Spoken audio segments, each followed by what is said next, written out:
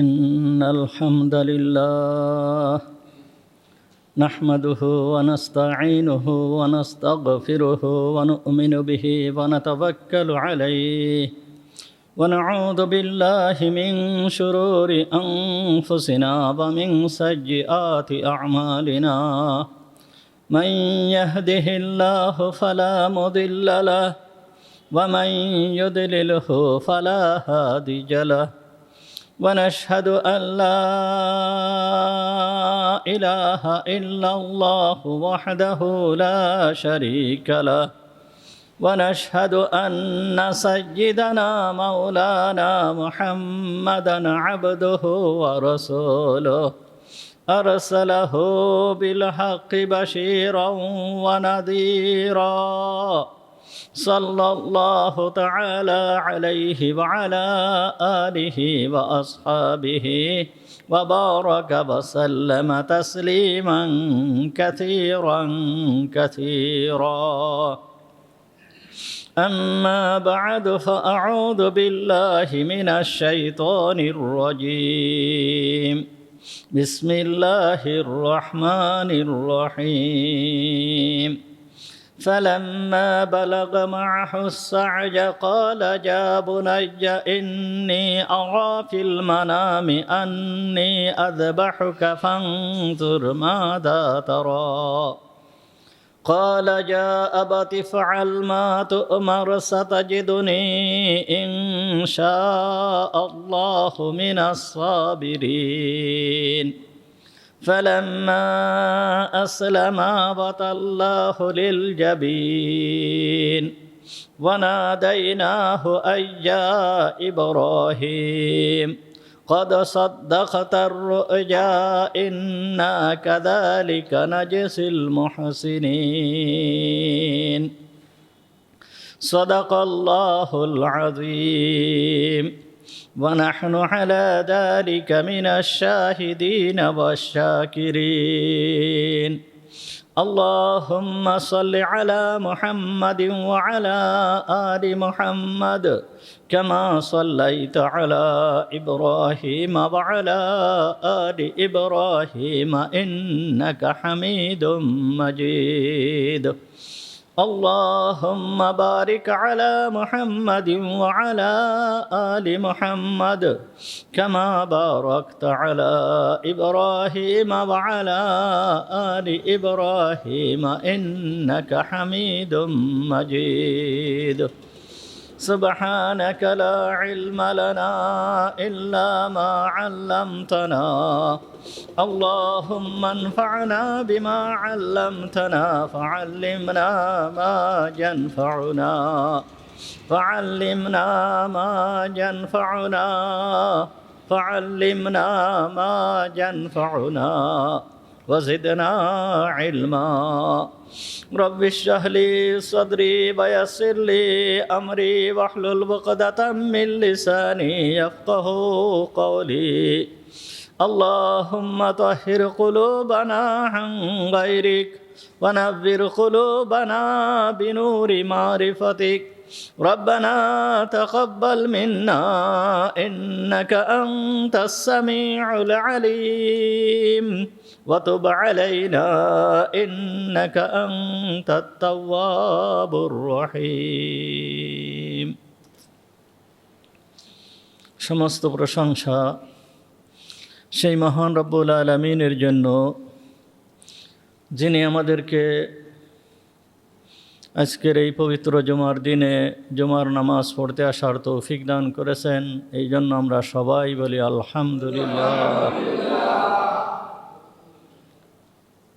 গত জুমায় আমাদের আলোচনা হয়েছিল কুরবানি সম্পর্কে। কুরবানি সামনে আর মাত্র কয়েকদিন সময় বাকি আছে। গতদিন আলোচনা করা হয়েছিল কুরবানি ইব্রাহিম আলাইহিস সালামের সুন্নাত, ইব্রাহিম আলাইহিস সালামের আদর্শ।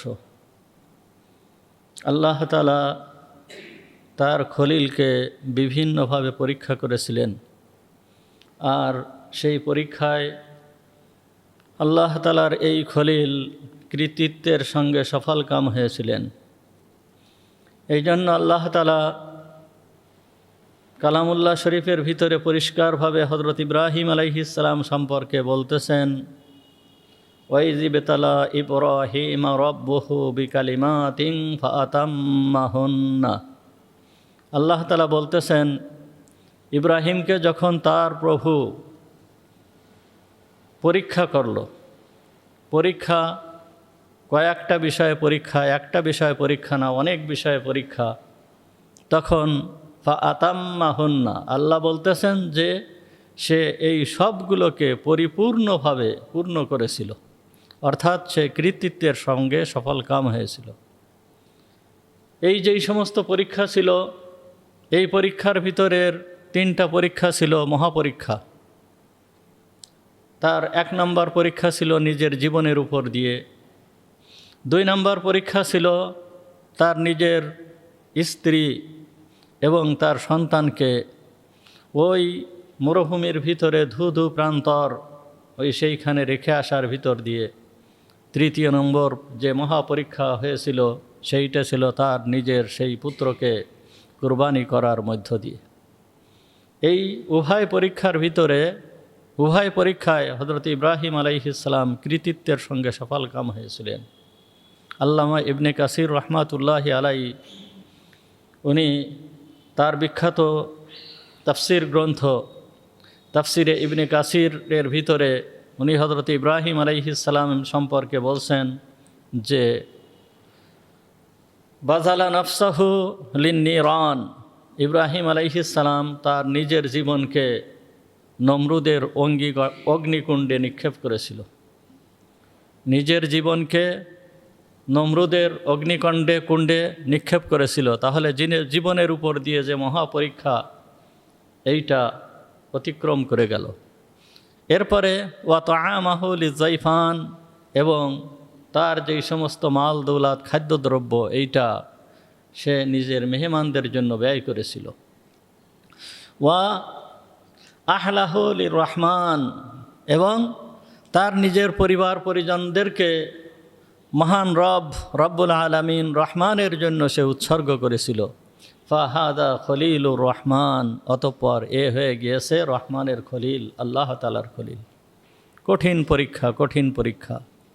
ইব্রাহিম আলাইহিস সালাম ইব্রাহিমের অগ্নিকুণ্ড থেকে বের হয়ে উনি যখন দেখল যে ইরাকের মানুষ তার কথা শুনল না, এই ইরাকের ভিতরে আল্লাহর কথা মানার মতন লোক একটাও নাই, তখন উনি মনস্থ করলেন যে উনি এই দেশ ছেড়ে চলে যাবেন। মনস্থ করেই উনি সিদ্ধান্ত নিলেন, আল্লাহর হুকুমেই উনি সিদ্ধান্ত নিলেন। উনি বললেন, ইন্নী যাহিবুন ইলা রব্বি সায়াহদিন, আমি চলে যাব এমন জায়গায়, যেই জায়গায় গেলে আমি আমার রবের ইবাদত ঠিক মতন করতে পারবো, আমার রবের বাণীকে আমি সুষ্ঠুভাবে প্রচার করতে পারবো। এই বলেই উনি ওইখান থেকে বের হয়ে গেলেন, নিজের দেশ থেকে বের হয়ে গেলেন, নিজের দেশ ছাড়লেন, দেশ ছেড়ে চলে গেলেন ফিলিস্তিন, সিরিয়া।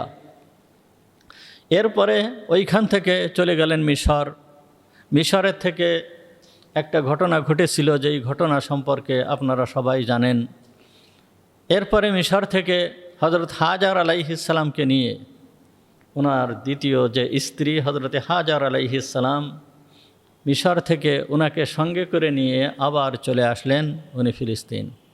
ফিলিস্তিনের আল হেব্রুন শহরে উনি বসবাস করতে থাকেন।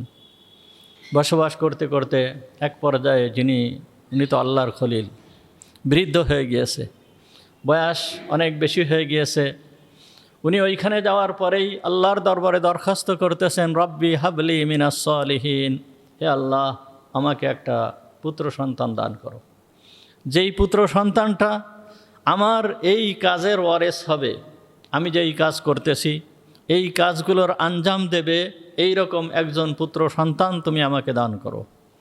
যেহেতু আল্লাহর খলিল আল্লাহর দরবারে দোয়া করেছে, আর এই দোয়াও করছে 60 বছর পর্যন্ত এই দোয়া করছে, রব্বি হাবলি মিনাস সালিহিন, 60 বছর পর্যন্ত আল্লাহর কাছে কান্নাকাটি করছে, আল্লাহর দরবারে এইভাবে দোয়া করছে, রব্বি হাবলি মিনাস সালিহিন। এইভাবে 60 বছর পর্যন্ত দোয়া করতে করতে ওনার বয়স 80 বছর হয়ে গিয়েছে। 80 বছর যখন ওনার বয়স, এই সময় আল্লাহ তাআলা হযরত ইব্রাহিম আলাইহিস সালামকে সুসংবাদ দিলেন। আল্লাহ তাআলা বলতেছেন, ফাবাশশারনাহু বিগুলামিন হালিম, আমি তাকে একটা পুত্র সন্তানের সুসংবাদ দান করলাম। এবং এই পুত্র সন্তানটা এমনই একটা পুত্র সন্তান হবে, যেই পুত্র সন্তানটা অনেক ধৈর্যশীল একটা পুত্র সন্তান হবে। আল্লাহ হযরত ইব্রাহিম আলাইহিস সালামকে হযরত হাজার আলাইহিস সালামের থেকে একটা পুত্র সন্তান দান করলেন, যেই পুত্র সন্তানের নাম হলো ইসমাঈল। হযরত ইব্রাহিম আলাইহিস সালাম এই পুত্র সন্তানের নাম রাখলেন ইসমাঈল। বৃদ্ধ বয়সে আল্লাহর কাছে বহুত কান্নাকাটি করার পরে আল্লাহ তাআলা হযরতে ইসমাঈল আলাইহিস সালামকে হযরতে ইব্রাহিম আলাইহিস সালামকে দান করলেন। আল্লাহ তার খলিলকে এইবার মহাপরীক্ষার আবার উত্তীর্ণ করলেন। মহাপরীক্ষা তার সামনে এসে গেল। এই পরীক্ষাও ছিল কঠিন পরীক্ষা। যেই বৃদ্ধ বয়সে আল্লাহর কাছে বহুত কান্নাকাটির পরে আল্লাহ তাআলা একটা পুত্র সন্তান দান করেছেন, যেই পুত্র সন্তানটা কেবলমাত্র মায়ের কোলে শিশু, সে মায়ের কোলে হাসতে পারে, খেলতে পারে, পিতার দিকে তাকায়। এই রকম অবস্থায় আল্লাহ তাআলার পক্ষ থেকে নির্দেশ আসলো যে এই পুত্র সন্তানকে আর কাছে রাখা যাবে না। এই স্ত্রীর প্রতি ইব্রাহিমের মায়া মমতা বেশি না আল্লাহর প্রতি মায়া মমতা বেশি? এই শিশু সন্তানের প্রতি ইব্রাহিমের মায়া মমতা বেশি না আল্লাহর প্রতি মায়া মমতা বেশি? এই পরীক্ষা হযরতে ইব্রাহিম আলাইহিস সালামকে দিতে হবে। আল্লাহ তাআলা নির্দেশ দিলেন, যাও, তোমার এই পুত্রকে নিজের কাছে রেখে আসা যাবে না, এই পুত্রকে নিয়ে বিদেশে রেখে আসতে হবে, দূর দূরান্তরে কোনো এক জায়গায় রেখে আসতে হবে। কোথায় রাখতে হবে এই পুত্রকে, কোথায় রেখে আসতে হবে? ইব্রাহিম আলাইহিস সালামকে সে কথা বলা হলো না, সে কথা বলা হয় নাই। হযরতে ইব্রাহিম আলাইহিস সালামের কাছে তখন হযরতে জিবরিল আমিন আলাইহিস সালাম এসে হাজির। হযরতে জিবরিল আমিন আলাইহিস সালাম পথ দেখাচ্ছেন, আর হযরতে ইব্রাহিম আলাইহিস সালাম তার সেই স্ত্রী হযরতে হাজার আলাইহিস সালামকে নিয়ে, শিশুপুত্র ইসমাঈলকে নিয়ে রওনা হয়েছেন। কোথায় রওনা হয়েছেন? দক্ষিণ দিকে রওনা হয়েছেন। দক্ষিণ দিকে রওনা হয়েছেন তো হয়েছেন, রওনা হয়েছেন, চলতেছেন, পথ চলতেছেন। পথ চলতে চলতে কোনো একটা এলাকায় আসে। যখন একটা এলাকার ভিতর দিয়ে হযরতে ইব্রাহিম আলাইহিস সালাম অতিক্রম করেন, জাহালা ইব্রাহিমু লা ইয়ামুররু বিকরয়াতিন মিনাল কুরা ইল্লা ক্বালা ইব্রাহিমু আবিহাদা উমিরতু। এমন কোনো এলাকা অতিক্রম করে না যেই এলাকায় আসার পরে হযরতে ইব্রাহিম আলাইহিস সালাম জিবরিল আমিনকে জিজ্ঞেস করে নাই যে আবিহাদা উমিরতু, আমরা কি এখানে অবতরণ করার জন্য আদিষ্ট হয়েছি? একটা গ্রাম অতিক্রম করতেছে, একটা এলাকা অতিক্রম করতেছে, জিবরাইল আলাইহিস ইসলামকে জিজ্ঞেস করতেছে যে আবিহাদা উমিরতু, আমরা কি এইখানে নামার জন্য, এইখানে অবস্থান করার জন্য আমরা আদিষ্ট হয়েছি? তখন হযরতে জিবরাইল আলাইহিস সালাম বলেন, ফায়াকুলু লাহু জিবরিল ইমজি, চলতে থাকো, ইমজি, চলতে থাকো। জিবরিল আমিন এইভাবে বলতে থাকে, আর হযরতে ইব্রাহিম আলাইহিস সালাম চলতেছে। চলতে চলতে চলতে চলতে হাত্তা কদিমা মাক্কাথা, মক্কায় আসলো। যখন মক্কায় আসলো, এখন এই পথ অতিক্রম করে কোনভাবে আসছিল? আল্লামা ইবনে কাসির রহমাতুল্লাহি আলাই, ইমাম কুরতুবী রহমাতুল্লাহি আলাই, উনি বলছেন যে বুরাকে করে আসছিল, আবার কেউ কেউ বলছে উটে করে আসছিল, আবার কেউ কেউ বলছে পায়ে হেঁটে আসছিল। বিভিন্ন ধরনের বর্ণনা আসে। যাই হোক, মক্কায় আসলেন। যখন মক্কায় আসলেন, মক্কায় আসার পরে ফা ওয়াদাআহুমা ইনদাল বাইত, মক্কায় আসার পরে যেইখানে আল্লাহর ঘর হবে ওইখানে তো আর আল্লাহর ঘর নাই। আল্লাহ তাআলা বাইতুল্লাহ শরীফকে যেই জায়গায় নির্মাণ করেছিলেন ওইখানে তো আর এখন বাইতুল্লাহ শরীফ নাই। নূহ আলাইহিস সালামের প্লাবনের সময় আল্লাহ তাআলা বাইতুল্লাহকে তুলে নিয়ে গেছেন, বাইতুল্লাহ আর ওখানে নাই। ওই যেইখানে বাইতুল্লাহ ছিল ওইখানে যখন আসছেন, আসার পরে জিবরিল আমিন হযরতে ইব্রাহিম আলাইহিস সালামকে বললেন এইখানেই অবতরণের কথা বলা হয়েছে।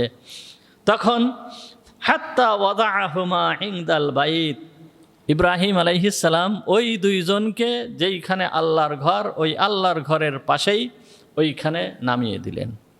নামিয়ে দেওয়ার পরে কি করলেন? ফাংতালাকা, হযরতে ইব্রাহিম আলাইহিস সালাম নামিয়ে দেওয়ার পরপরই রওনা হয়েছেন বাড়ির দিকে, সিরিয়ার দিকে আবার রওনা হয়েছেন। উনি সেই হেবরনের দিকে রওনা হয়েছেন। যখন হেবরনের দিকে রওনা হয়েছেন, হযরত হাজার আলাইহিস সালামকে কোনো কথা বলেন নাই। এটাও হাজার আলাইহিস সালামের জন্য পরীক্ষা ছিল, মহাপরীক্ষা, কঠিন পরীক্ষা।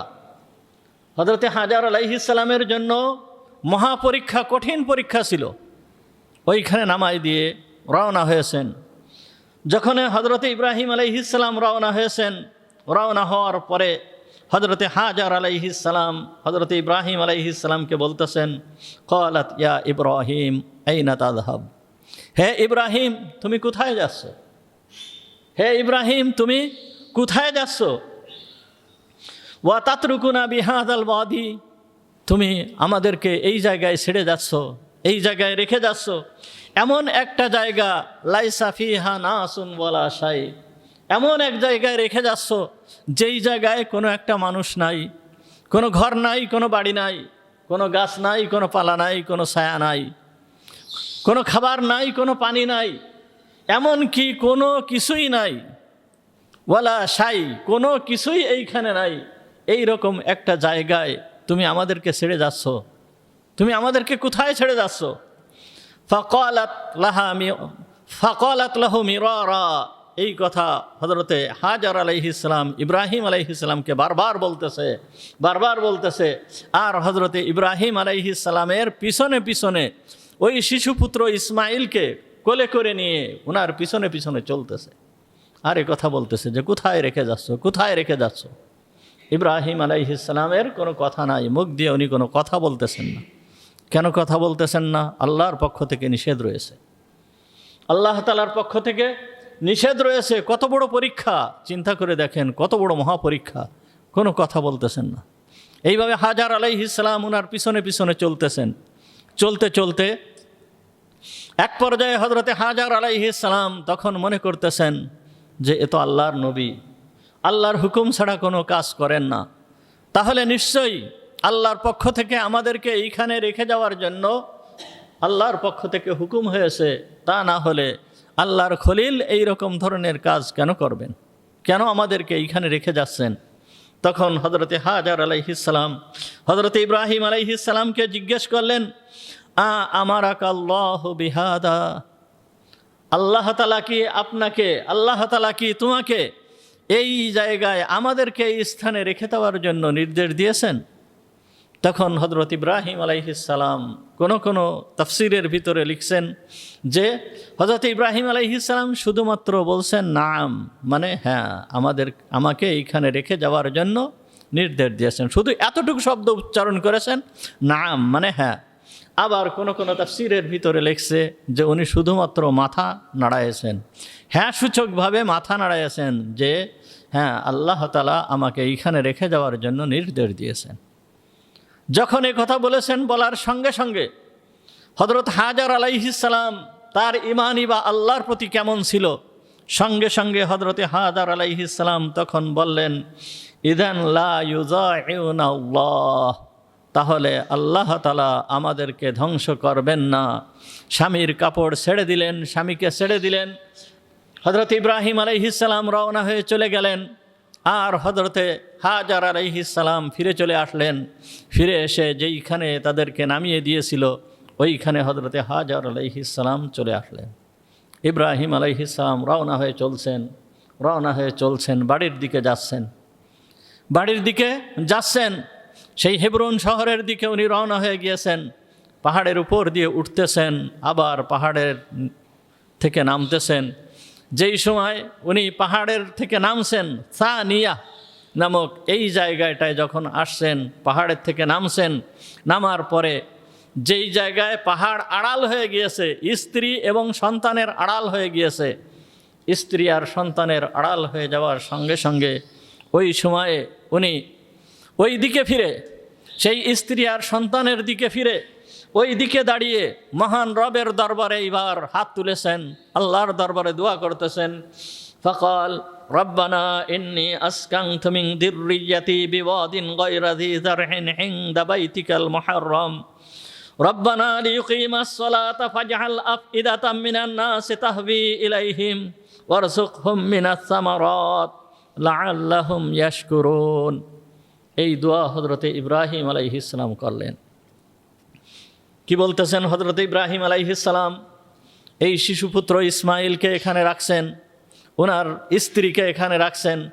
আল্লাহর পক্ষ থেকে নির্দেশ হয়েছে যে কয়দিন রেখে যাওয়ার জন্য নির্দেশ হয়েছে? 1 মাসের জন্য, 2 মাসের জন্য, 1 বছরের জন্য না, নির্দেশ হয়েছে সারা জীবনের জন্য এইখানে রেখে যাওয়ার জন্য। এটা আল্লাহ তাআলার পক্ষ থেকে নির্দেশ, সারা জীবনের জন্য এইখানে রেখে যাওয়ার জন্য নির্দেশ হয়েছে। যেই স্ত্রী বয়স মাত্র 22-23 বছর, এবং এই স্ত্রী হচ্ছে বাদশার মেয়ে, রাজকন্যা।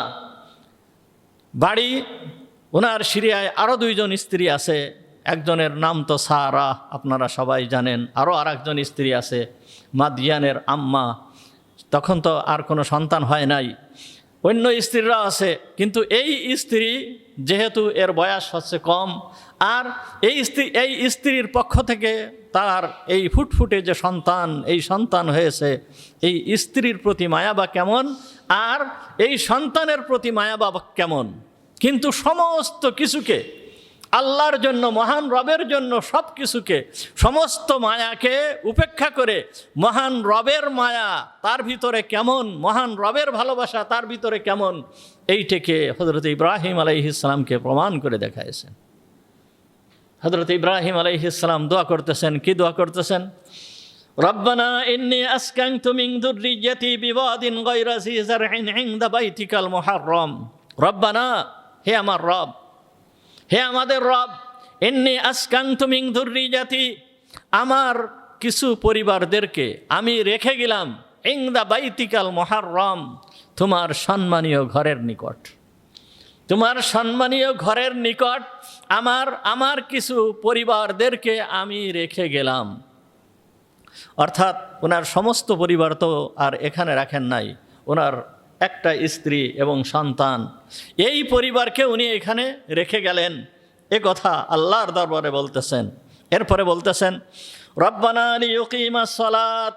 সর্বপ্রথম দোয়া হযরত ইব্রাহিম আলাইহিস সালামের মুখ দিয়ে যা বাইর হলো সেইটা হচ্ছে কি? রব্বানা লিয়ুকিমাস সালাত, হে আল্লাহ, তোমার ঘরের নিকট আমার সন্তানদেরকে রেখে গেলাম, হে আল্লাহ, তারা যেন নামাজকে কায়েম করতে পারে, নামাজকে প্রতিষ্ঠিত করতে পারে। সর্বপ্রথম দোয়া তার মুখ দিয়ে এই বাহির হয়েছে, একেবারে সর্বপ্রথম দোয়া, যে হে আল্লাহ, তারা যেন নামাজকে প্রতিষ্ঠিত করতে পারে। এখানে মুফাসসিরিন ইকরাম উল্লেখ করেছেন, এখানে নামাজের দ্বারা উদ্দেশ্য তারা দিনকে যেন প্রতিষ্ঠিত করতে পারে, তারা যেন দিনের উপরে চলতে পারে। সুতরাং সন্তানের জন্য সবথেকে উত্তম দোয়া হচ্ছে পিতামাতার জন্য সে যেন দিনের উপরে প্রতিষ্ঠিত থাকে, সে যেন দিনের উপরে থাকতে পারে। আর এই দিনের উপরে থেকে সে যদি মৃত্যুবরণ করে তার জন্য রয়েছে অনন্ত অসীমকালের জন্য শান্তি, আবাদুল আবাদের জন্য শান্তি। এটাই হচ্ছে প্রকৃত পিতা। এই পিতা, আমাদের ধর্মীয় পিতা, আমাদেরকে এই শিক্ষা দিয়েছেন, এই শিক্ষা দিয়ে যাচ্ছেন যে তিনি তার সন্তানের জন্য কি দোয়া করেছেন। সর্বপ্রথম তার পরিবারের জন্য দোয়া করতেছেন, ইন্নী আসকানতু মিন যুররিয়্যাতি বিওয়াদিন গায়রা যী যারইন ইনদা বাইতিকাল মুহাররম। হে আল্লাহ, এই মরুভূমির প্রান্তরে, গায়রা যী যারইন, কোনো উৎপাদনযোগ্য জমি নয়, এইখানে কোনো ফসল নাই, কোনো কিছু নাই, কোনো গাছপালা নাই, কোনো কিছু নাই। এই প্রান্তরে আমার সন্তানদেরকে, আমার পরিবারদেরকে এই প্রান্তরে রেখে গেলাম তোমার ঘরের নিকট। হে আল্লাহ, তারা যেন তোমার নামাজকে প্রতিষ্ঠিত করতে পারে। এরপরে কি দোয়া করলেন? ফাজআল আফইদাতাম মিনান নাসি তাহবি ইলাইহিম, হে আল্লাহ তুমি কিছু লোকেদের অন্তরকে তুমি তাদের দিকে ঝুঁকায় দাও। এখানে ইব্রাহিম আলাইহিস সালাম দোয়া করছে কিছু লোকেদের অন্তরকে তুমি তাদের দিকে ঝুঁকায় দাও, সমস্ত লোকেদের অন্তরকে তাদের দিকে ঝুঁকায় দাও। হযরতে ইব্রাহিম আলাইহিস সালাম এই দোয়া করেন নাই। কি দোয়া করছেন? কিছু লোকেদের অন্তরকে তুমি তাদের দিকে ঝুঁকায় দাও। মুফাসসিরিন ইকরাম এখানে লিখছেন যে হযরতে ইব্রাহিম আলাইহিস সালাম যদি দোয়া করতেন যে সমস্ত লোকেদের অন্তরকে তাদের দিকে ঝুঁকায় দাও, তাহলে আজ সমগ্র দুনিয়ার যত বেদিন কাফের মুশরিক যত যারা আছে সবার অন্তরই ওই দিকে ঝুঁকা থাকতো। কিন্তু ইব্রাহিম আলাইহিস সালাম যেহেতু ওই দোয়া করেন নাই, দোয়া করছেন কি কিছু লোকেদের অন্তরকে তাদের দিকে ঝুঁকায় দাও। এখন আল্লাহ তাআলা সেই দোয়াই কবুল করেছেন, মুমিনদের অন্তরকে আল্লাহ তাআলা ওই তাদের দিকে ঝুঁকায় দিয়েছেন। এমনভাবে ঝুঁকায়েছেন যে প্রত্যেকটা লোকের মন চায়, প্রতিটা লোকের অন্তর চায় যে কোন সময় আমি সেই মক্কাতুল মুকাররমায় ছুটে যাব, কোন সময় আমি সেই আল্লাহর ঘরের কাছে ছুটে যাব, কোন সময় সেই কালো গিরাপ পরানো ওই ঘরটাকে আমি সচক্ষে দেখব, এবং কোন সময়ে আমি ওই সেই চারকোনা যেই ঘরটা হচ্ছে কালো ঘর, এই ঘর তেমন কোনো উন্নত মানের সৌন্দর্য দিয়ে তৈরি করা হয় নাই, কিন্তু এই ঘরের ভিতরে আল্লাহ তাআলা এমন একটা আকর্ষণ রেখে দিয়েছেন, সমগ্র সব কিছুর থেকে ওই ঘরের দিকে তাকিয়ে থাকতে যেন ভালো লাগে। লোকেদের অন্তরকে আল্লাহ তাআলা এই রকমই করে দিয়েছেন। সমস্ত লোকের অন্তর চায় যে আমি ওই ঘরটা দেখব, ওই ঘরের দিকে তাকিয়ে থাকব, ওই ঘরটা কেমন, ওই ঘরের সৌন্দর্যকে আমি অনুভব করব। ওই ঘরের চারিপাশ দিয়ে পাগলের মতন ছুটতে থাকে। হযরত আল্লাহ তাআলা দোয়া করলেন ফাজআল আফইদাতাম মিনান নাস তাহবি ইলাইহিম, হে আল্লাহ তুমি কিছু লোকেদের অন্তরকে তাদের দিকে তুমি ঝুঁকায় দাও। ওয়ারযুকহুম মিনাস সামারাত লাআল্লাহুম ইয়াশকুরুন। এরপর হযরত ইব্রাহিম আলাইহিস সালাম দোয়া করতেছেন ওয়ারযুকহুম মিনাস সামারাত, হে আল্লাহ তারা যে নামাজ কায়েম করবে, তারা যে নামাজ পড়বে, তারা যে নামাজ আদায় করবে, তারা যে নামাজকে প্রতিষ্ঠিত করবে, তারা যে তোমার দ্বীনের উপরে চলবে, এই দ্বীনের উপরে চলতে গেলে, দুনিয়ায় চলতে গেলে তাদের তো খাদ্য খাবারের দরকার হয়, তাদের তো খাদ্য খাবারের প্রয়োজন হবে, তাদের খাদ্য খাবারের দরকার। তারা দুনিয়ায় খাদ্য খাবার কোথায় পাবে? ইব্রাহিম আলাইহিস সালাম এই দোয়া করেন নাই যে হে আল্লাহ তুমি এই মক্কার জমিনকে তুমি উর্বর করে দাও, যেন মক্কার জমিনে তারা সুন্দরভাবে ফসলাদি উৎপাদন করতে পারে। ইব্রাহিম আলাইহিস সালাম এই দোয়া করেন নাই।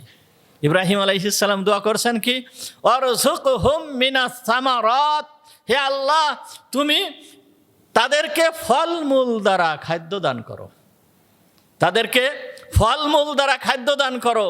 তারা যে ফলমূল উৎপাদন করবে এই দোয়া করেন নাই, আল্লাহর কাছে দোয়া করছেন ওয়ারযুকহুম মিনাস সামারাত, তুমি তাদেরকে ফলমূল দ্বারা খাদ্য দান করো। অর্থাৎ যত ফলমূল যত যা কিছু আছে তা যেন তারা পায়, তারা যেন ফলমূলের এই ফসল উৎপাদন যেন করা না লাগে, তারা যেন খাদ্যদ্রব্য পায়, এই জন্য তুমি তাদেরকে এই ব্যবস্থা করে দিও। আর আল্লাহ তাআলা তাই করেও দিয়েছেন।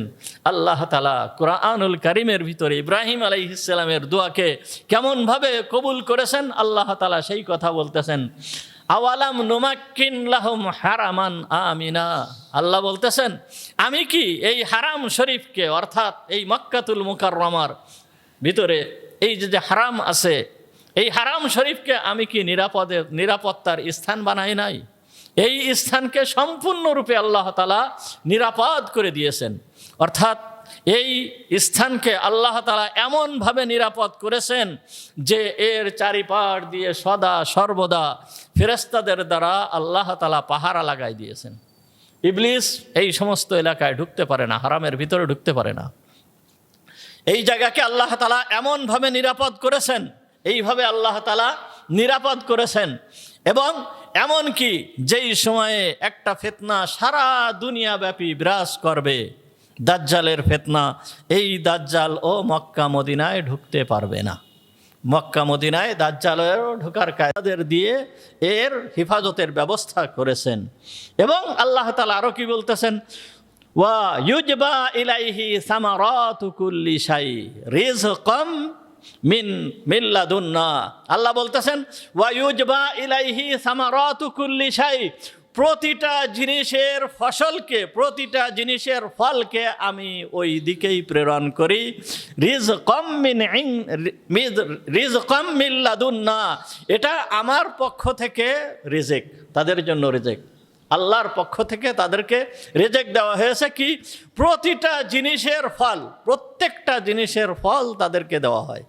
এখন ফল বলতে সমস্ত জিনিসের ফল, শুধুমাত্র ক্ষেতের ফল না, কোনো ফ্যাক্টরির ফল, কোনো ফ্যাক্টরির ফল, কোনো মিলের ফল, কোনো কারখানার ফল, কারখানায় যেই জিনিসটা উৎপাদন হয় ওইটা ওই কারখানার ফল, কোনো ফ্যাক্টরিতে যেই জিনিস উৎপাদন হয় ওইটা ওই ফ্যাক্টরির ফল, কোনো মিলে যেই জিনিস উৎপাদিত হয় ওইটাও মিলের ফল।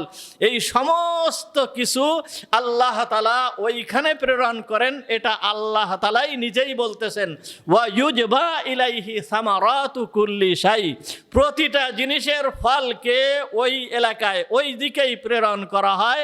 আল্লাহ বলতেছেন রিজকাম মিন লাদুন্না, এইটা আমার পক্ষ থেকে তাদের রিজেক।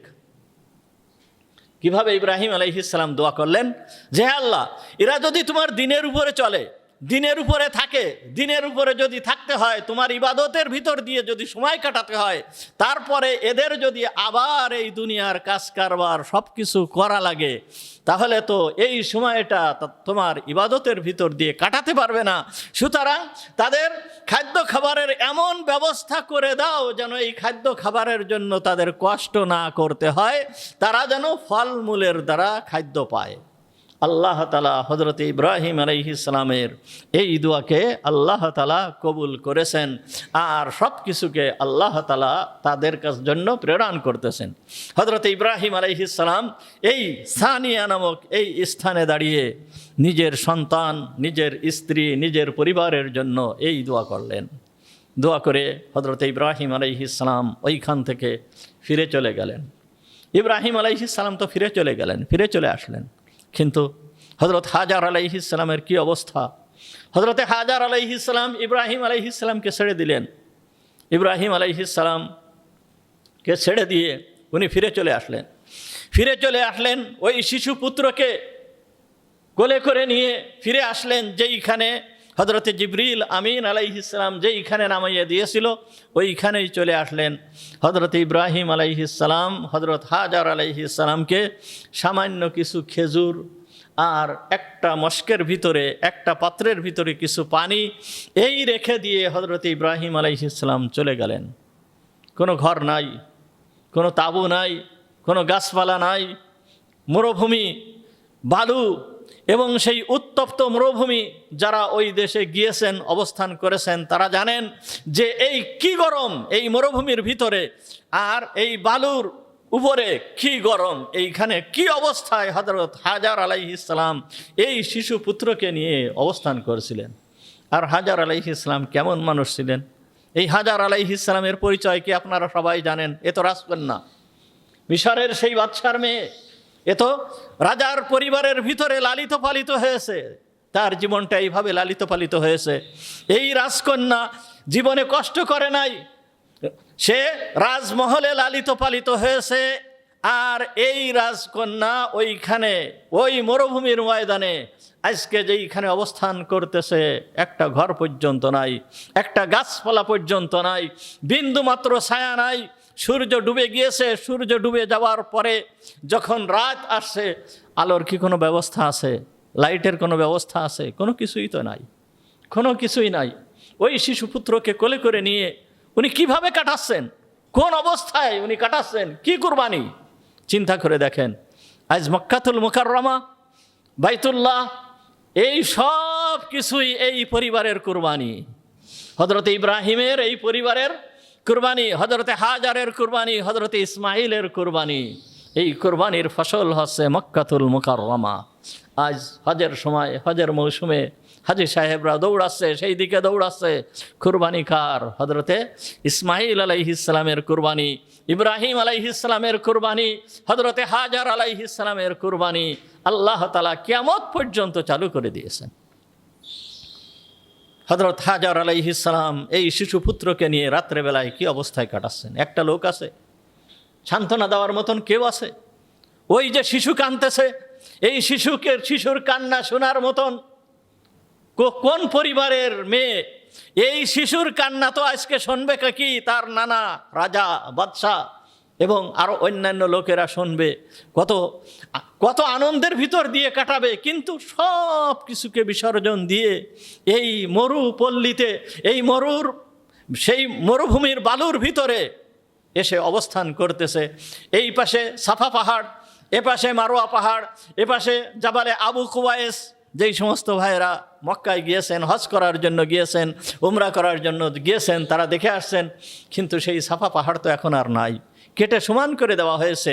মারোয়া পাহাড় তো আর এখন আর নাই, কেটে সমান করে দেওয়া হয়েছে। জাবালে আবু কুবায়েস পাহাড়ের কিছুটা নিদর্শন আছে। ওই পাহাড়ের উপরে বাদশার বাড়ি, যেই পাহাড়ের উপরে, ওইটা হচ্ছে জাবালে আবু কুবায়েস।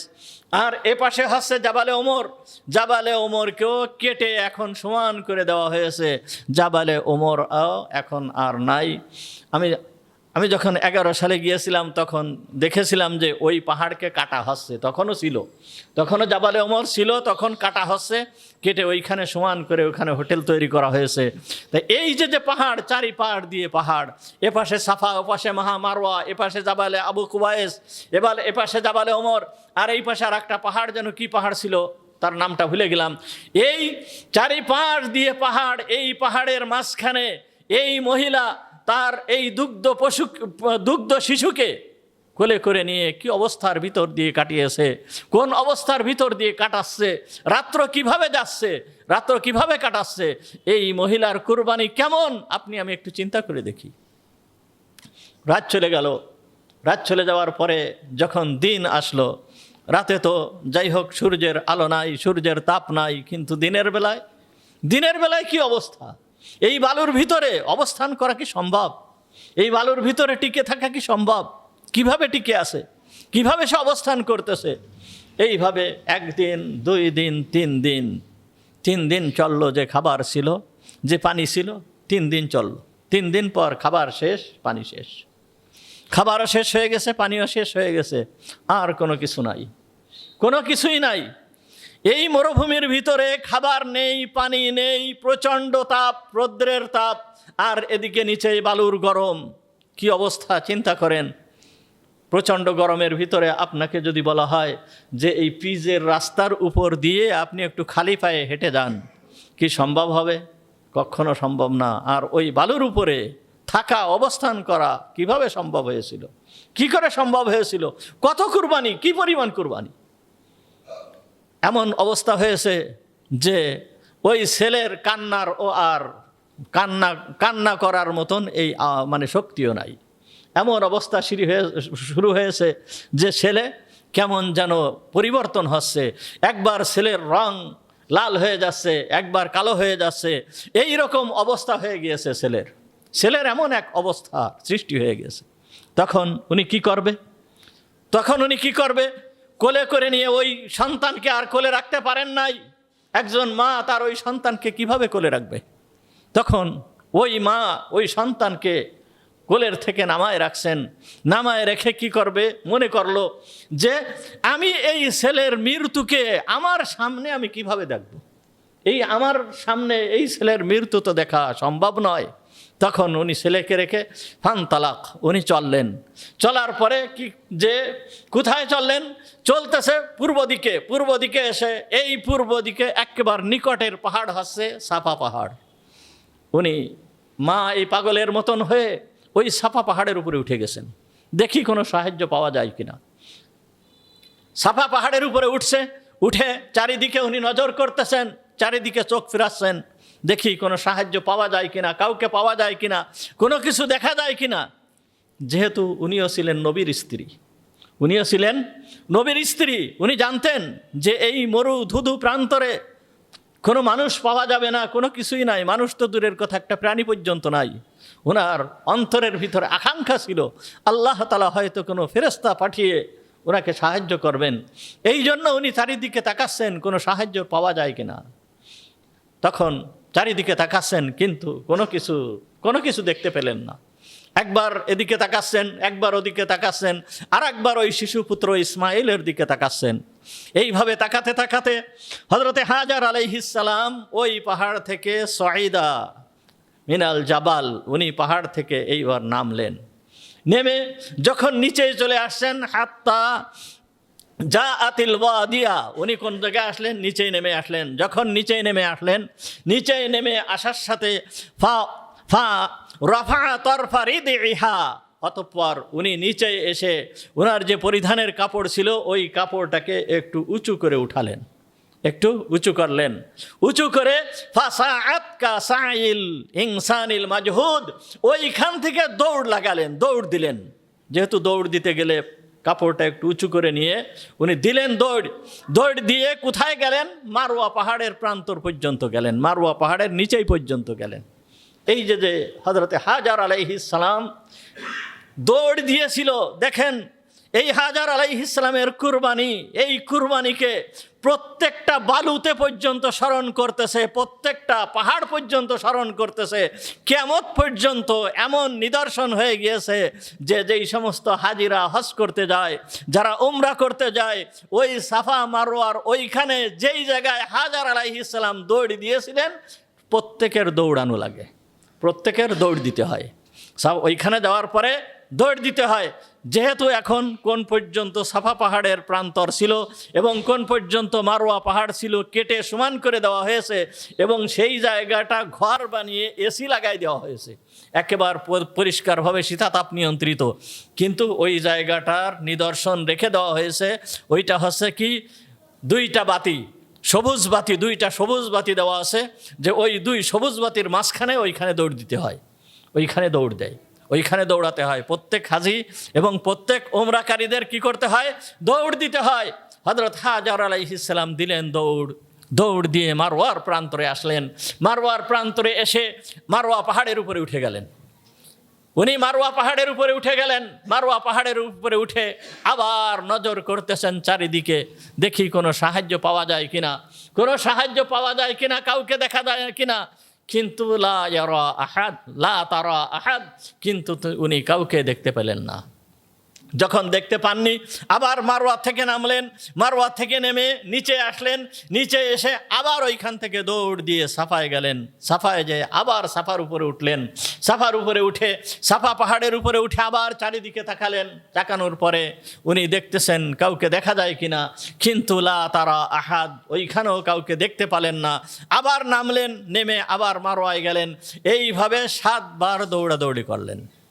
হযরত হাজার আলাইহিস সালাম ওই মরুবালু ভিতর দিয়ে 7 বার ওইভাবে দৌড়াদৌড়ি করলেন।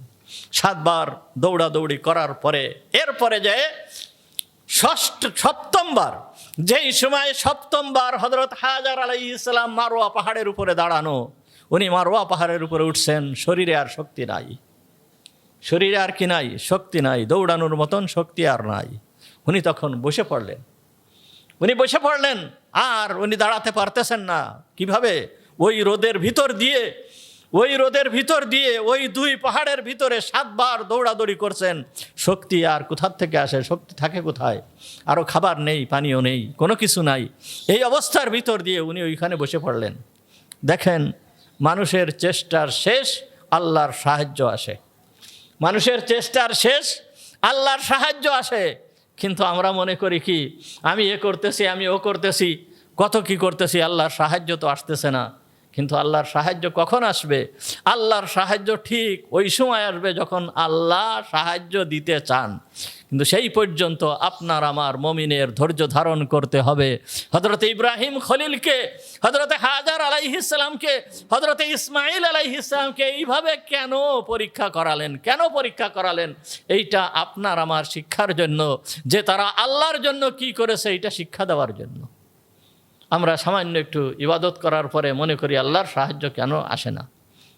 2 দিন একটু তাহাজ্জুদ নামাজ পড়ার পরে মনে করি যে জিবরাইল আলাইহিস সালাম আমার কাছে কেন আসতেছে না। এই রকম ধরনের মনের ধারণা অনেকের হয়, কিন্তু সহজ নয়, অত সহজ নয়। আল্লাহর সাহায্য কোন সময় আসে? যখন আপনার আমার চেষ্টা শেষ, আর কোনো পথ নাই, যখন কোনো পথ খোলা নাই, কোনো যুক্তি নাই, কোনো বিজ্ঞান নাই, কোনো কিছু নাই যে এখন এই মুহূর্তে শেষ হতেই হবে, এছাড়া বিকল্প কোনো পথ নাই। যুক্তিতে যা বলে যে এই মুহূর্তে জীবন শেষ হয়ে যাবে, আর কোনো পথ নাই, সামনে পথ খোলা নাই, একমাত্র পথ ওই সময় আছে, সেইটা হচ্ছে আল্লাহর কুদরত, সেইটা হচ্ছে আল্লাহর কুদরত। আর এই মুমিনই আল্লাহর কুদরতকে বুঝতে পারে, মুমিনই আল্লাহর কুদরতকে পায়। এইটাই হচ্ছে আমাদের ইব্রাহিম আলাইহিস সালামের আদর্শ, হাজার আলাইহিস সালামের আদর্শ, ইসমাইল আলাইহিস সালামের আদর্শ। হযরতে হাজার আলাইহিস সালাম তখন ওনার আর দৌড়ানোর মতন শক্তি নাই, উঠে দাঁড়ানোর মতন শক্তি নাই। যখন উঠার মতন দাঁড়ানোর মতন শক্তি নাই, উঠার মতন শক্তি নাই, তখন কেমন যেন একটা আওয়াজ উনি শুনতে পেল। যখন একটা আওয়াজ শুনতে পারছে, আওয়াজ শুনতে পারার সঙ্গে সঙ্গে উনি কেমন যেন বলে উঠছেন সহ, অর্থাৎ কি হলো, কি শুনলাম, এরকম উনি বলে উঠছেন। তখন বিভিন্ন বর্ণনায় বিভিন্ন রকম আসছে, তাফসীরের ভিতরে বিভিন্ন ধরনের বর্ণনা আসছে যে তখন একজন ব্যক্তিকে উনি দেখতে পেলেন, দেখতে পাওয়ার পরে ওই আওয়াজ শুনতে পেলেন, আওয়াজ শুনতে পারার পরে উনি বলতেছেন হাল ইনদাকা গাওয়াস, তুমি যদি কোনো সাহায্য আমাকে করতে চাও তাহলে তুমি আমাকে সাহায্য করো। এরপরে একজন ব্যক্তি আসলো, আসার পরে জিজ্ঞাসা করতেছে মান আনতি, তুমি কে? তখন হযরতে হাজার আলাইহিস সালাম ওই সময় বলতেছে আনা আনা উম্মু ইবনি ইব্রাহিম, আমি ইব্রাহিমের ছেলের মা, আমি ইব্রাহিমের ছেলের মা। হযরতে হাজার আলাইহিস সালাম এ কথা কেন বলল? অর্থাৎ হযরতে ইব্রাহিম আলাইহিস সালাম ফেরেশতা কুলের ভিতরে একজন প্রসিদ্ধ ব্যক্তি ছিলেন। ফেরেশতারা হযরত ইব্রাহিম আলাইহিস সালামকে সবাই চিনতো, সবাই জানতো। ওনার ধারণা ছিল যে ইব্রাহিমকে সবাই চিনবে, ইব্রাহিমকে সবাই জানবে, কিন্তু হয়তো আমাকে নাও চিনতে পারে।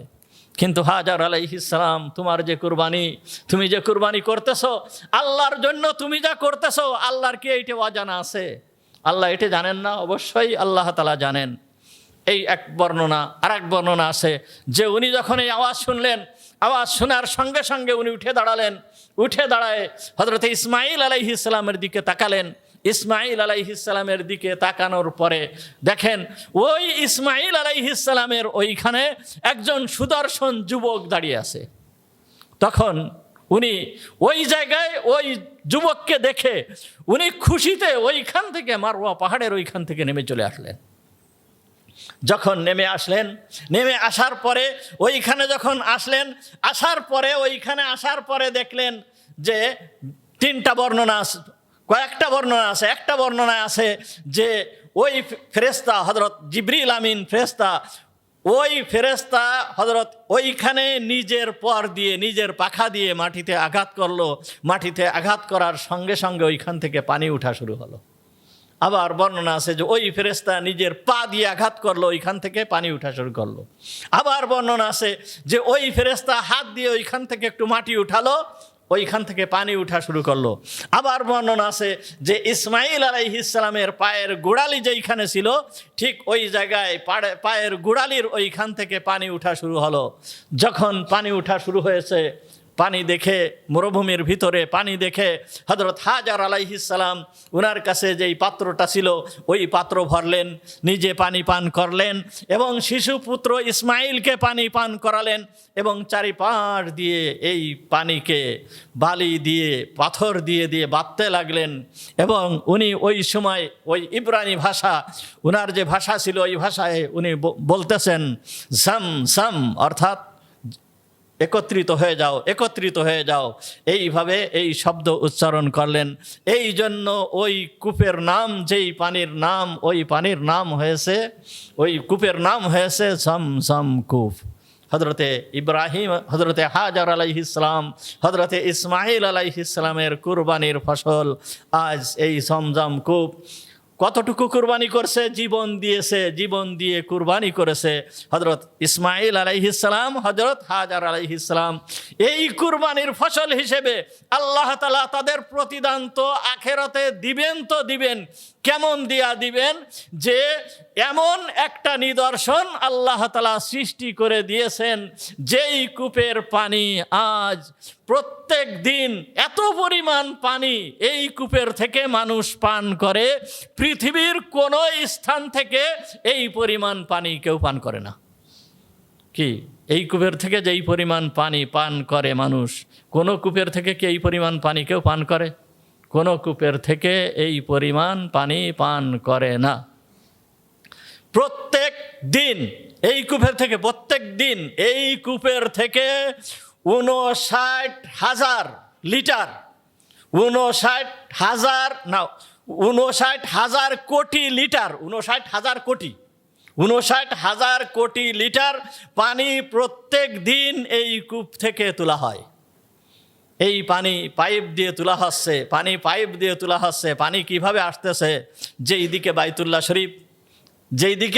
বাইতুল্লাহ শরীফ, একবার এই ইসের ভিতরে, কূপের ভিতরে একটা কোনো মানুষ বা কোনো কিছু পড়ে গিয়েছিল। তখন এইটিকে অনুসন্ধান করার জন্য লোক করা হয়েছিল। তখন সেই ব্যক্তি যে দেখলো যে এই কূপের নিচ দিয়ে পাইপের মতন আছে, কেমন যেন সুড়ঙ্গ হয়ে গিয়েছে। একটা সুড়ঙ্গ চলে গেছে বাইতুল্লাহর নিচেই, ওইখান থেকে একটা সুড়ঙ্গ চলে গেছে বাইতুল্লাহর নিচেই, একটা সুড়ঙ্গ চলে গেছে সাফা পাহাড়ের দিকে। এইভাবে চারিদিকে 4টা সুড়ঙ্গর মতন আছে। এই সুড়ঙ্গ দিয়ে অনাবরত আল্লাহ তাআলা এই পানি প্রেরণ করতেছেন। আর সেই পানি প্রত্যেক দিন লক্ষ লক্ষ মানুষ এই পানি পান করতেছে, এবং লক্ষ লক্ষ মানুষ প্রত্যেক দিন তার দেশে এই পানিকে বহন করে নিয়ে আসতেছে। কত বড় নিদর্শন আল্লাহ তাআলা সৃষ্টি করে দিয়েছেন। কিয়ামত পর্যন্ত যত লোক এই পানি পান করবে, হযরতে ইসমাঈল আলাইহিস সালাম, হযরতে হাজার আলাইহিস সালাম, হযরতে ইব্রাহিম আলাইহিস সালাম, এর সব কিয়ামত পর্যন্ত পেতে থাকবে। কি পাবে, কি পাবে না? অবশ্যই পেতে থাকবে, অবশ্যই পেতে থাকবে। হযরতে হাজার আলাইহিস সালাম, হযরতে ইসমাঈল আলাইহিস সালামের কুরবানি, এই কত বড় কুরবানি একটু চিন্তা করে দেখেন। আর আল্লাহ তাআলা সেই নিদর্শন আল্লাহ তাআলা আমাদেরকে দিয়েছেন। আমাদেরকে আল্লাহ তাআলা কত বড় সৌভাগ্যশীল করেছেন। আপনি আমি কি একটু চিন্তা করে দেখছি যে আমাদের নবী হচ্ছে মুহাম্মদুর রাসূলুল্লাহ সাল্লাল্লাহু আলাইহি ওয়াসাল্লাম। আমাদের ধর্মীয় পিতা হচ্ছে হযরতে ইব্রাহিম আলাইহিস সালাম, আমাদের পিতা হচ্ছে হযরতে ইসমাঈল আলাইহিস সালাম, আমাদের আম্মা জান হচ্ছে হযরতে হাজার আলাইহিস সালাম। এটা কি কম কথা? এই রকম ভাগ্যবান উম্মত আর কে হতে পারে, আর কে হয়েছে? এত বড় ভাগ্যবান উম্মত আল্লাহ তাআলা আপনাকে আমাকে বানিয়েছেন। আর এর শুকরিয়া যদি আমি আদায় না করি, তাহলে ভাগ্য আপনার আমারই খারাপ, ভাগ্য আপনার আমারই খারাপ। কুরবানি হযরত ইব্রাহিম আলাইহিস সালামের নিদর্শন, কুরবানির যেই ঘটনা মনে করলাম যে আজকে বলবো, কিন্তু আজকে তো আর সময় নাই। আল্লাহ তাআলা যদি তৌফিক দান করেন তাহলে আগামী জুম্মায়, যাই হোক, হযরতে ইব্রাহিম আলাইহিস সালামের কুরবানি, হযরতে ইসমাঈল আলাইহিস সালামের কুরবানি, হযরতে হাজার আলাইহিস সালামের কুরবানি, তারা কিভাবে কুরবানি করেছেন সেই কুরবানি আমাদের সামনে। মুহাম্মদুর রাসূলুল্লাহ সাল্লাল্লাহু আলাইহি ওয়াসাল্লাম মক্কা থেকে মদিনায় হিজরত করার পরে এমন কোনো বছর যায় নাই যে উনি কুরবানি করেন নাই। প্রত্যেক বছর উনি কুরবানি করেছেন। প্রত্যেক বছর 2টা করে কুরবানি করেছেন। একটা কুরবানি করেছেন নিজের পক্ষ থেকে, আর একটা কুরবানি করেছেন উম্মতের পক্ষ থেকে। আর একটা কুরবানি কাদের পক্ষ থেকে করেছেন? উম্মতের পক্ষ থেকে করেছেন। মুহাম্মদুর রাসূলুল্লাহ সাল্লাল্লাহু আলাইহি ওয়াসাল্লাম জীবিত থাকাকালীন প্রত্যেক বছর উম্মতের জন্য একটা কুরবানি করেছেন। উম্মতের প্রতি তার দরদ কেমন ছিল, মায়া মমতা কেমন ছিল। ওনার শেষ কুরবানি মুহাম্মদুর রাসূলুল্লাহ সাল্লাল্লাহু আলাইহি ওয়াসাল্লামের শেষ কুরবানি বিদায় হজ। এই বিদায় হজের আরাফার ময়দান থেকে যখন উনি মিনায় আসলেন, ইব্রাহিম আলাইহিস সালাম যেই জায়গায় ওনার শিশুপুত্র হজরতে ইসমাইল আলাইহিস সালামকে কুরবানি করেছিল, এই জায়গায় যখন আসলেন, মুহাম্মদুর রাসূলুল্লাহ সাল্লাল্লাহু আলাইহি ওয়াসাল্লামের জন্য 100 উটকে আনা হয়েছে কুরবানি দেওয়ার জন্য। 100 উট কুরবানি দেওয়ার জন্য আনা হয়েছে। মদিনার থেকে আসছে 60টা উট, ইয়ামান থেকে আসছে 40টা উট। এই 100 উট আসছে। মুহাম্মদুর রাসূলুল্লাহ সাল্লাল্লাহু আলাইহি ওয়াসাল্লাম 100 উটকে কুরবানি দিবেন। হুজুর সাল্লাল্লাহু আলাইহি ওয়াসাল্লামের বিদায় হজে 100 উট কুরবানি দিবেন। 100 উটকে লাইন দিয়ে রাখা হয়েছে। 5টা করে উটকে সামনে আনা হচ্ছে। প্রত্যেকটা উটের এমন অবস্থা যে প্রত্যেকটা উট প্রতিযোগিতা শুরু করছে, কেমন যেন সে চাচ্ছে আমি আগে যে মুহাম্মদুর রাসূলুল্লাহ সাল্লাল্লাহু আলাইহি ওয়াসাল্লামের ছুরির তলে কুরবানি হয়ে যাব। প্রত্যেকটা উট এইরকম একটা অবস্থা সৃষ্টি করতেছে। প্রত্যেকেই চাচ্ছে, প্রতিটা উট চাচ্ছে যে আমি আগে যাব। এইভাবে উটের প্রতিযোগিতা চলতেছে। হুজুর সাল্লাল্লাহু আলাইহি ওয়াসাল্লামের সামনে একটা উট আসতেছে, আর হুজুর সাল্লাল্লাহু আলাইহি ওয়াসাল্লাম সেইটাকে কুরবানি করতেছেন। উট আসতেছে, কুরবানি করতেছেন, উট আসতেছে, কুরবানি করতেছেন। এইভাবে হুজুর সাল্লাল্লাহু আলাইহি ওয়াসাল্লাম 63টা উটকে হুজুর সাল্লাল্লাহু আলাইহি ওয়াসাল্লাম নিজে হাতে কুরবানি করলেন। 63টা উট কুরবানি হয়ে গেল। হুজুর সাল্লাল্লাহু আলাইহি ওয়াসাল্লাম ছুরিকে লিখে দিলেন।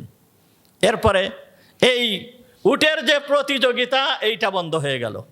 উটের প্রতিযোগিতা বন্ধ হয়ে গেল। এরপরে ছুরি ধরালেন হযরত আলী রাদিয়াল্লাহু তাআলা আনহুকে। হযরত আলী রাদিয়াল্লাহু তাআলা আনহু ছুরি ধরলেন। উটগুলো স্বাভাবিকভাবে যেইভাবে আসার সেইভাবে এক এক করে আসতে লাগলো, এবং আলী রাদিয়াল্লাহু তাআলা আনহু বাকি উটগুলোকে কুরবানি করে দিলেন। তাহলে মুহাম্মদুর রাসূলুল্লাহ সাল্লাল্লাহু আলাইহি ওয়াসাল্লাম কয়টা উট কুরবানি করেছেন? নিজে কুরবানি করেছেন 63টা, আর বাকি উটগুলো কে করেছেন? হযরত আলী রাদিয়াল্লাহু তাআলা আনহু। হুজুর সাল্লাল্লাহু আলাইহি ওয়াসাল্লাম কত বড় ধনী ছিলেন আপনি একটু চিন্তা করে দেখেন। কিন্তু এই ধনী ব্যক্তি শুধু মুহাম্মদুর রাসূলুল্লাহ সাল্লাল্লাহু আলাইহি ওয়াসাল্লাম নয়, যত নবীকে আল্লাহ তাআলা দুনিয়ায় পাঠিয়েছেন কোন নবী যাকাত দেন নাই। কোন নবী কি করেন নাই? যাকাত দেন নাই। এখন হয়তো প্রশ্ন হতে পারে যে কোন নবী যাকাত দেন নাই কি জন্য? অর্থাৎ কোন নবীর কাছে এই পরিমাণ সম্পদ একত্রিত হতো না, একসাথে থাকতো না, যেই পরিমাণ সম্পদ একসাথে থাকলে যাকাত অজেব হয়। এই পরিমাণ সম্পদ কোন নবীর কাছে থাকে নাই। যখন যেই নবীর কাছে সম্পদ আসছে, সম্পদ সব আল্লাহর রাস্তায় দান করে দিয়েছেন, আল্লাহর রাস্তায় খরচ করে দিয়েছেন। হযরত আবু বকর সিদ্দিক রাদিয়াল্লাহু তাআলা আনহু যাকাত দেন নাই, হযরত ওমর রাদিয়াল্লাহু তাআলা আনহু যাকাত দেন নাই, হযরত আলী রাদিয়াল্লাহু তাআলা আনহু যাকাত দেন নাই। তাহলে এরা ধনী ছিলেন, বড় ধনী ছিলেন, কিন্তু এরা কি করেন নাই? যাকাত দেন নাই। এই রকম জীবন ছিল তাদের। শুধুমাত্র ধন সম্পদ থাকলে সে বড় হয় না। ধন সম্পদ আল্লাহর রাস্তায় খরচ করতে হয়, ধন সম্পদ দান করতে হয়, তাহলে এই ব্যক্তি বড় হয়, এই ব্যক্তি বড় হয়। তাই কোনো ব্যক্তি যদি দুনিয়ার দিক দিয়েও খরচ করে, আল্লাহর জন্য খরচ করে না, দুনিয়ার জন্য খরচ করে, তবুও এই ব্যক্তির নাম অনেক ঊর্ধ্বে চলে যায়। হাতেম তাইর নাম শুনেছেন না আপনারা? হাতেম তাই গোত্রের ব্যক্তি ছিল হাতিম। এই হাতেম সে ইসলাম গ্রহণ করেছিল না, কিন্তু তার ছেলে মুহাম্মদুর রাসূলুল্লাহ সাল্লাল্লাহু আলাইহি ওয়াসাল্লামের কাছে এসে ইসলাম গ্রহণ করেছিল। এই হাতেম তাই কত বড় ধনী ছিলেন? তেমন বড় ধনী ছিলেন না, এর থেকে অনেক ধনবান লোক ওই সময় পৃথিবীতে অতিবাহিত হয়ে গিয়েছে, কিন্তু তাদের নাম গন্ধ পৃথিবীর ইতিহাসে নাই। হাতেম তাইর এই নাম স্বর্ণের অক্ষরে ইতিহাসে লিপিবদ্ধ আছে। কিসের কারণে? তার দান করার কারণে। এই জন্য আল্লাহর রাস্তায় নির্দ্বিধায় দান করতে হবে। যদি কেউ শান্তি চায়, যদি কেউ জীবনে বরকত চায়, তাহলে আল্লাহর রাস্তায় নির্দ্বিধায় হাত খুলে মন খুলে আল্লাহর রাস্তায় খরচ করতে থাকেন। দেখেন আল্লাহ তাআলা আপনাকে এমন দেওয়া দেবেন যে আপনার জীবনে কখনোই কোনো অভাব হবে না। ওয়া আখিরু দাওয়ানা আলহামদুলিল্লাহি রাব্বিল আলামিন। আমরা যারা সুন্নাত নামাজ পড়িনি